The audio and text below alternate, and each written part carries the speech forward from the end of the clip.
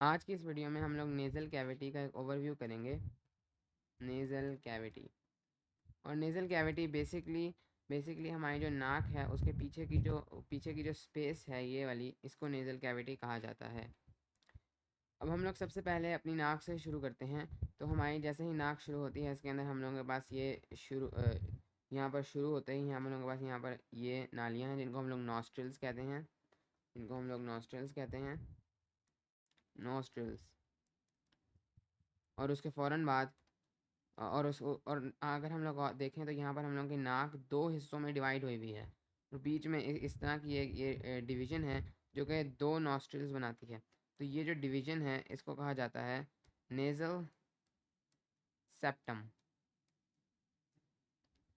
और ये हमारी जो नेज़ल कैविटी है उसको दो हिस्सों में डिवाइड कर देती है।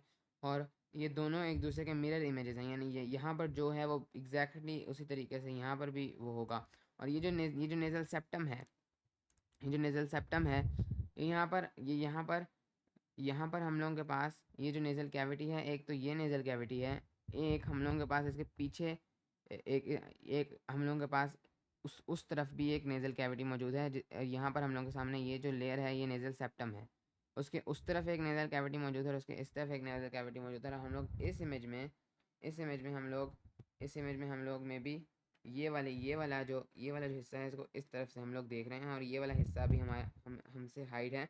और हमारे पास ये वाली जो पीछे मेम्ब्रेन है वो ये वाली मेम्ब्रेन है और हम लोग इसको यहाँ पर से देख रहे हैं। तो ये हम लोगों के पास एक नेज़ल कैविटी है और यहाँ पर जो भी चीज़ें हैं वो एग्जैक्टली उसी तरीके से मिरर्ड हैं उस साइड पर भी। तो अब हम लोग देखते हैं कि एक नेज़ल कैविटी का स्ट्रक्चर किस तरह से होता है। और ये जो नेज़ल सेप्टम है, नेज़ल सेप्टम तकरीबन इधर जाके एंड हो जाता है, इस जगह पर जाकर, और यहाँ पर आगे से जाकर ये दोनों इस जगह पर मिल जाते हैं। यानी कि ये जो पॉइंट है इसके ऊपर ये जो हमारे पास ये ओरल कैविटी है और दोनों नेज़ल कैविटीज़ भी यहाँ पर आकर मिल जाते हैं और यहाँ पर एक कॉमन पैसेज बन जाता है हर चीज़ के लिए। चलिए अब नेज़ल कैविटी से शुरू करते हैं। तो सबसे पहले हम लोग जैसे ही यहाँ पर एंटर होंगे हमारे पास नॉस्ट्रल्स हैं और उसके बाद हम लोगों के पास ये बीच में नेज़ल सेप्टम है।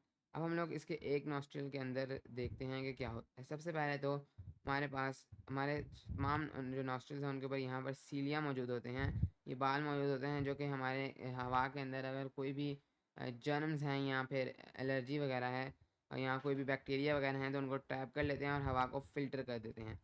इसके बाद ये हवा यहाँ से हमारी मूव करती है और अंदर की तरफ जाती है। हमारी हवा यहाँ से फिर मूव करके अंदर की तरफ जाती है और यहाँ पर हम लोगों के पास इधर इधर इधर पहुँचते ही ये हम लोगों के पास कुछ स्ट्रक्चर्स हैं, अगर आप देख सकें तो उभरे हुए स्ट्रक्चर्स हैं। और बेसिकली यहाँ पर ये तीन स्ट्रक्चर्स हैं, शायद आपको तीसरा नज़र ना आ रहा हो, लेकिन अगर आप थोड़ा सा गौर करें तो इस तरफ एक छोटा भी स्ट्रक्चर मौजूद है। इस तरह के ये तीन स्ट्रक्चर्स हैं।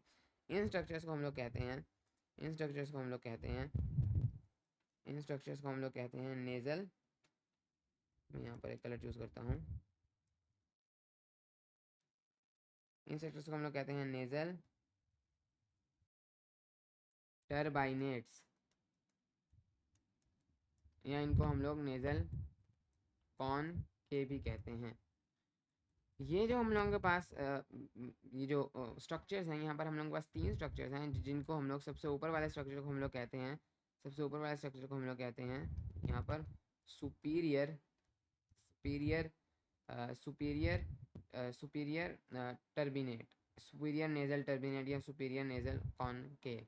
और इस वाले को हम लोग कहते हैं मिडल नेज़ल टर्बाइनेट। और ये जो तीसरा वाला है इसको हम लोग कहते हैं इंफीरियर इंफीरियर नेज़ल टर्बाइनेट। और एक इंटरेस्टिंग बात यह है कि ये जो हमारे पास सुपीरियर हैं ये सबसे छोटे टर्बाइनेट्स हैं। अगर आप देखें यहाँ पर तो ये छोटे से यहाँ पर मौजूद हैं। और उसके बाद हम लोगों के पास मिडल वाले थोड़े से उससे बड़े हैं और इंफीरियर वाले सबसे बड़े नेज़ल टर्बाइनेट्स हैं। तो अगर आप लोग गिने तो यहाँ पर कितने नेज़ल टर्बाइनेट्स हुए, तो यहाँ पर तीन नेज़ल टर्बाइनेट्स इस तरफ हैं। लेकिन अगर आपको याद हो तो इसकी दूसरी साइड पर भी हम लोगों के पास नॉस्ट्रल मौजूद हैं, उधर भी तीन नेज़ल टर्बाइनेट्स मौजूद हैं, सेम मिरर इमेज है। तो हम लोग बस टोटल हमारी बॉडी में 6 नेज़ल टर्बाइनेट्स मौजूद होते हैं। अब अगर हम लोग देखें तो इनका फंक्शन क्या है, तो इसका पहला फंक्शन तो हो गया फिल्टरिंग। एयर को फिल्टर करता है कि उसके अंदर कोई बैक्टीरिया तो नहीं है। इसका जो दूसरा फंक्शन है वो है वार्मिंग। दरअसल ये जो नेज़ल टर्बाइनेट्स है, जैसे हवा इनके करीब से गुजरती है, और एक चीज़ यहाँ पर मैं पॉइंट आउट कर दूँ, इनके जो दरमियान में ये जगह मौजूद है, इनके दरमियान में जो जगह मौजूद है जहाँ से हवा हम लोगों के पास जाएंगी, इनको हम लोग कहते हैं मीटस या फिर नेज़ल मीटस। और यहाँ पर हम लोगों के पास जो सुपीरियर के नीचे है उसको सुपीरियर मीटस, उससे नीचे वाले को मिडल मीटस, और यहाँ पर ये हमारे पास सुपीरियर मीटस, मिडल मीटस और इन्फीरियर मीटस। तो अब हम लोगों के पास क्या होता है कि यहाँ से जब मीटस से हवा गुजरती है, तो ये जो हम लोगों के पास ये मौजूद हैं नेज़ल टर्बाइनेट्स, इनके अंदर इनके ऊपर एक एक एक म्यूकस की लेयर मौजूद होती है, जिसके अंदर बहुत ज़्यादा ब्लड कैपिलरीज मौजूद होती हैं। तो ब्लड हम लोगों के पास यहाँ पर हमारी जो बॉडी है उससे ताज़ा तरीन ब्लड आ रहा होता है, जो कि काफ़ी गर्म होता है, जो कि हमारी बॉडी के टेम्परेचर का होता है, जो टेम्परेचर हमारी बॉडी रखती है, जो कि आमतौर पे 37 डिग्री सेल्सियस होता है। तो वो जो हमारी हवा है उसको भी उतना ही ज़्यादा वार्म कर देता है, और ये काफ़ी ज़रूरी है, क्योंकि और ज़्यादातर सर्दियों में, क्योंकि हमारे जो लंग्स हैं उनको गर्म रहने की ज़रूरत है एक ख़ास टेम्परेचर पे। अगर बहुत ज़्यादा सर्दी हो तो ठंडी हवा अगर अंदर चली जाए हमारी लंग्स में, तो काफ़ी ज़्यादा इरिटेट कर सकती है। तो इसलिए नाक के अंदर यहाँ पर नेज़ल टर्बाइनेट्स इसको वार्म करते हैं। उसके बाद हम लोगों का जो तीसरा फंक्शन है वो है वो है ह्यूमिडिफाइंग।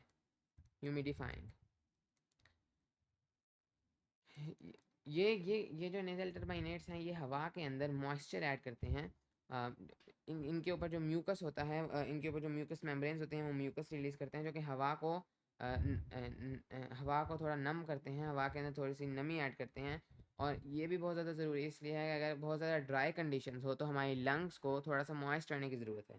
तो अगर बहुत ज़्यादा ड्राई कंडीशंस हो तो हमारी लंग्स जो हैं वो आहिस्ता आहिस्ता बहुत ज़्यादा जो है सूखी बन सकती हैं, और इससे हमारी लंग्स अगेन इरिटेट हो सकती हैं।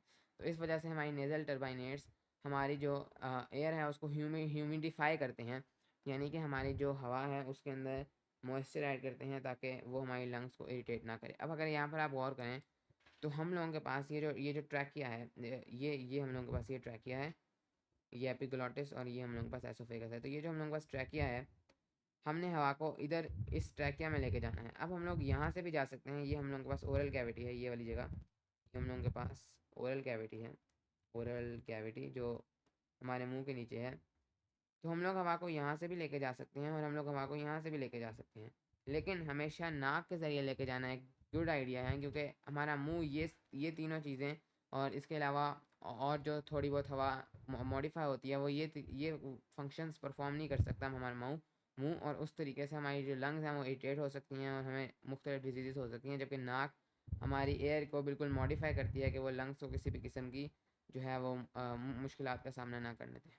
तो होपफुली इससे आपको एक आइडिया हुआ कि नेज़ल नेज़ल जो हमारे पास नेज़ल कैविटी है उसका क्या फ़ंक्शन है, और वो किस तरीके से अपना फ़ंक्शन परफॉर्म करती है।